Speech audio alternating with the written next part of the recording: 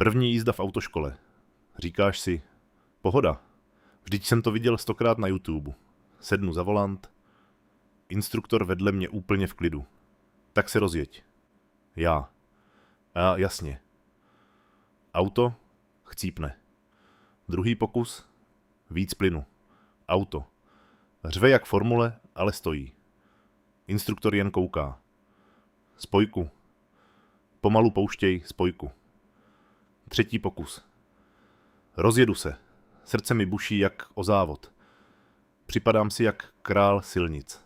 A pak přijde první křižovatka. Instruktor doleva. Já. Která levá? Blinker doprava, volant doleva, hlava panika. Auto skoro chcípne. Cyklista mě předjíždí. Babička přechází rychleji, než já jedu. Instruktor si povzdychne. To bude ještě jízda. A v tu chvíli mi dojde. Řídit auto není těžký. Těžký je u toho nevypadat jak úplnej začátečník.